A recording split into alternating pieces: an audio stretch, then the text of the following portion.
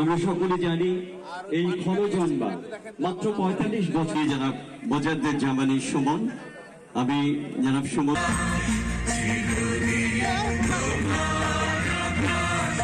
বুলকানা বাজার সুইট হাসিবুল আলম শাওন।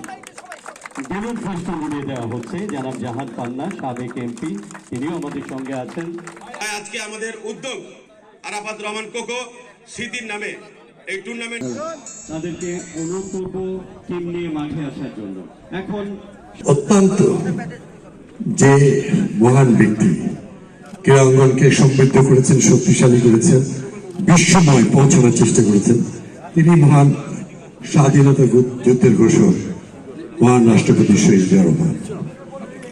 তিনি বাংলাদেশে বিকেএসপি করেছিলেন এবং প্রত্যেকটি বিভাগে বাংলাদেশের সকল তরুণ প্রাণ কিশোর যুবকরা আধুনিক ক্রীড়া কৌশল প্রদর্শন করে যেন জাতিকে যেন বিশ্বজাতি উপস্থিত করতে পারে, তারই ধারাবাহিকতায় দেশ নেত্রী বেগম খালেদা জিয়া। আর একে সমৃদ্ধ করেছেন আমাদের দলের ভারপ্রাপ্ত বর্তমান চেয়ারম্যান জনাব তারেক রহমান সাহেব। আর এই বাংলাদেশের ক্রীড়াঙ্গনকে, ক্রিকেটকে অত্যন্ত সুদৃঢ় এবং শক্তিশালী করেছেন আমাদের প্রিয় প্রেসিডেন্ট শহীদ জিয়া ম্যাডামের কনিষ্ঠ সন্তান, আমাদের বর্তমান চেয়ারম্যানের ছোট ভাই জনাব আরাফাত রহমান কোকো। আমি খুবই আনন্দ বোধ করছি এই স্মৃতি টুর্নামেন্ট রাশিয়াতে যারা আয়োজন করেছেন তাদের সবাইকে, এক ঝাঁক তরুণ সংগঠন। আর আজকের এই উদ্বোধনী অনুষ্ঠানের সভাপতি আমার স্নেহের বোধের জামানী সুমন।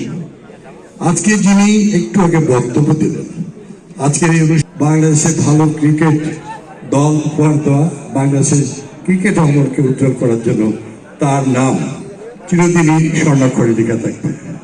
তিনি বাংলাদেশের উদীয়মান খেলোয়াড়দের সামনে হয়তো মূর্তিমান উপস্থিত নয়, কিন্তু সবার হৃদয়ে মনে চোখের মণিকোঠায় তিনি চির অম্লান।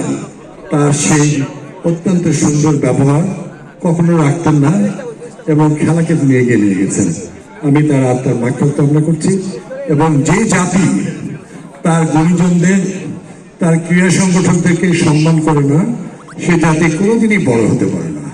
আজ রাজশাহী প্রমাণ করে দিল, স্বৈরাচার সরকারের পরিবর্তনের পর, হাসিনা পালিয়ে যাওয়ার পর রাজশাহীতে প্রথম এই আরাফাত রহমান স্মৃতি ক্রিকেট টুর্নামেন্ট উদ্বোধনের মধ্যে দিয়ে বাংলাদেশকে দেখিয়ে দিল নতুন পথের দিশারি নেতৃত্ব।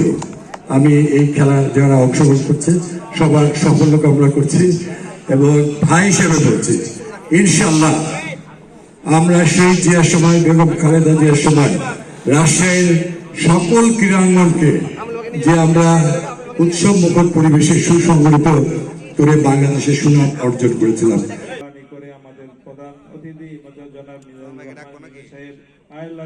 আগামী দিনে বিজয়ী হয়ে আয়াল্লাহ শান্তির নগরী রাজশাহীকে আবারও ওনার আমলে এমন দেখেছি রাত 2টা 3টা আমরা রাস্তায় ঘোরাফেরা করেছি।